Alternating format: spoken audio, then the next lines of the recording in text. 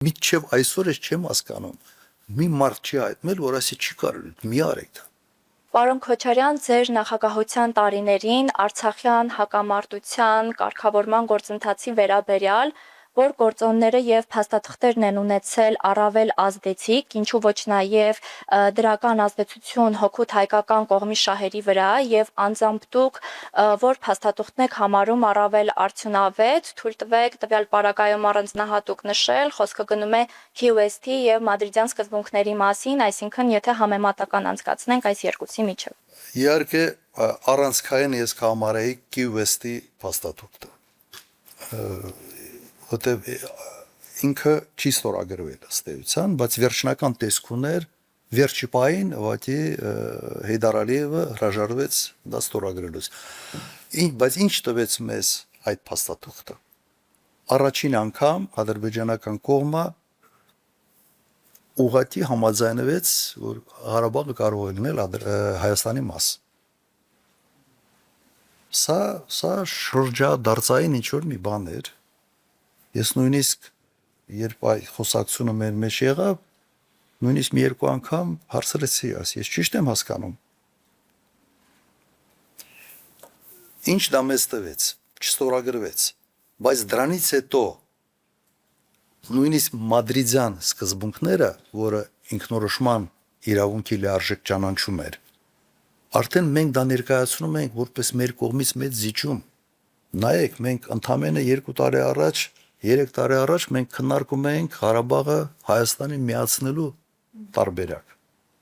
Հիմա դուք ո՞նց եք պատկերացնում։ Վարդան Օսկանյանը այդ բանը գրպանը մեր պահում միշտ։ Որտեղ ինչ բանակցում էր, ասում էր, նայեք, այս նույնիսկ այս տարբերակն էր։ Ո՞նց եք դուք պատկերացնում, մենք սրանից ինչքան կարող ենք հեռանալ։ Ինքը շատ լուրջ բան էր։ Իսկապես շրջադարձային էր այն տեսանկյունից, որ մենք ստացանք մեր բանակցային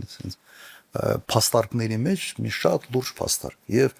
նույնիսկ կրկնեմ Մադրիդյան սկզբունքները, որը մեզ համար ցանկալի լավ փաստաթուղթ էր, մենք դա ներկայացնում ենք որպես մեր կողմից բանակցային գործընթացում զիջում։ Մենք դա համարում ենք, մենք ասում ենք, սա փողզիջումային այդ բոլոր բանակցությունները ենթադրում է փողզիջումներ։ Մենք այդ չստորագրված փաստաթղթի մեջ ներառված դրույթները մենք արդեն ներկայացնում ենք որպես շատ շեշտակի զգայուն զիջում հայկական կողմից։ Եվ սա լուրջ բան գործիք էր մեր ձեռքին, շատ լուրջ։ Եվ ես համոզված եմ, որ հնարավոր էր ինչ որ արդյունքների գալ։ Իսկապես հնարավոր էր արդյունքների գալ։ Եվ վերջերս նաև շատ են խոսում դրա մասին, 19 թվականին եղել է շատ հետաքրքիր առաջարկ, որը պետք էր ընդունել։ Ուղղակի մերժվեց, նույնիսկ հայկական կողմը չի էլ բանակցել։ Ուղղակի ասենց ասեմ, այն ինֆորմացիան նաև, որին ես եմ տիրապետում, հետո եմ ուղղակի իմացել, ուղղակի արհամարանքով։ Չենք հասկանում, ես ինչ եք ասում, ինչ բան եւ այլ։ Եվ դրանով նաև համանախագահողների մոտ հարց առաջացավ, որ հայկական կողմը ընդհանրապես պատրաստ չի որևէ կոնստրուկտիվ բանակցային գործընթացում մասնակցել։ Եվ սա շատ վատ բան էր եւ կարծում եմ սա պատճառներից մեկն է, որ պատերազմը սկսվեց, ոչ ոք չդատապարտեց Ադրբեջանին եւ պատերազմի ընթացքում ուղղակի միջազգային հանրությունը առանձնապես չարձագանքեց,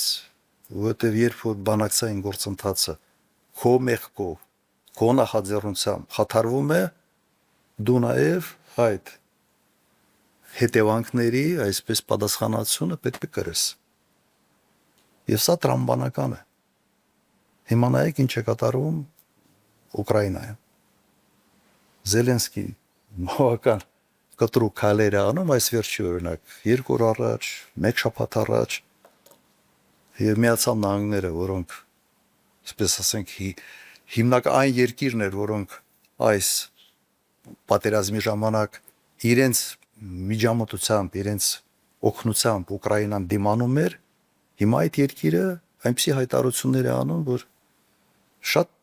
թանկ եւ ծանր է նստելու Ուկրաինայի վրա։ Ես ստե ես որոշակի զուգահեռներ տեսնում եմ անպատասխանատվությամբ, սա մեկ եւ երկրորդը ուղղակի մարդիկ չեն հասկանում, թե ինչ են անում եւ ինչ հետևանքներ կարող են ունենալ։ Բայց այդ պահին հայրենասեր երևալու համար։ Հիշում եք, չէ՞, պատերազմի ժամանակ, որ ասում եմ, եթե ես առաջարկը ես ընդունեի, ինձ դավաճան կասեին։ Հոկտեմբերի 18-19։ Պատերազմը կանգնում էր։ Հայաստանի վարչապետը ասում է, եթե ես դա ընդունեի, ինձ կասեին դավաճան։ Լավ չի, քեզ ասեին դավաճան, բայց այս հետևանքները մենք չունենային։ Քո դավաճան այդ, մեկը ասում են դավաճան։ Իրականում մեկը ասում են, չէ՞, որովհետև արդյունքները այդպեսին են։ Լավ չի, ժամանակ ասեին դավաճան, բայց այս վիճակը մենք չէինք ունենա։ Արդյոք այս պահին մենք ունենք հնարավորություն ընդդիմադիր դաշտը